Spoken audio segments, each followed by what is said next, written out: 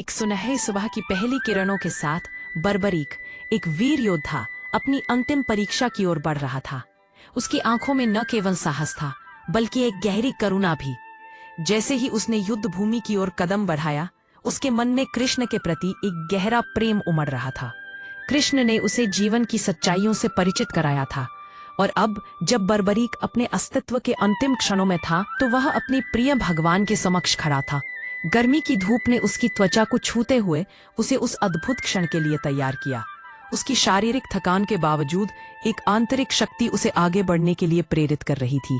अचानक उसने कृष्ण को अपनी ओर आते देखा, जो चंद्रमा की चमक के समान दिव्य दिखते थे। उनकी आंखों में एक विशेष चमक थी, जैसे वे बर्बरीक के साहस और बलिदान को समझते हों। वीर बर्बरीक, कृष्ण ने अपनी मधुर आवाज में कहा, आज से तुम मेरे ही रूप हो। ये शब्द बर्बरीक के हृदय में गूंजने लगे, क्योंकि तुम्हारा हृदय भी मेरी तरह करुणा, भक्ति और समर्पण से भरा है। तुमने अपना सर्वस्व दान दिया, इसलिए आज से तुम श्याम कहलाओगे, मेरे नाम का वरदान लेकर। श्याम एक ऐसा नाम जो कृष्ण की पहचान है, जो उनके प्रिय रंग और स्वरूप को दर्शाता है। बर्बरीक, जो पहले एक योद्धा था, अब एक नए रूप में ढल चुका था। उसके मन में अपने नाम के साथ एक नई पहचान का अनुभव था।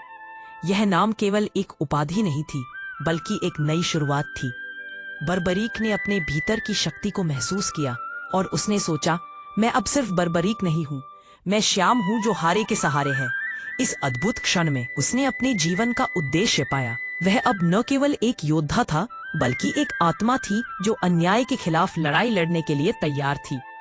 जैसे ही कृष्ण ने अपने दिव्य प्रकाश में उसे आलिंगन किया, बर्बरीक ने अपने दिल में एक नई आशा को महसूस किया।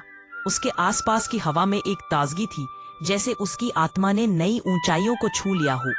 वह जान गया था कि उसने सिर्फ अपने लिए नहीं, बल्कि अपने लोगों के लिए भी कुछ किया है।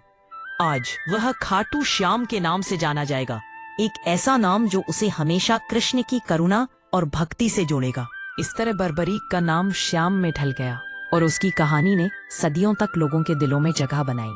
जय श्री श्याम। तो दोस्तों, आपको यह कहानी कैसी लगी?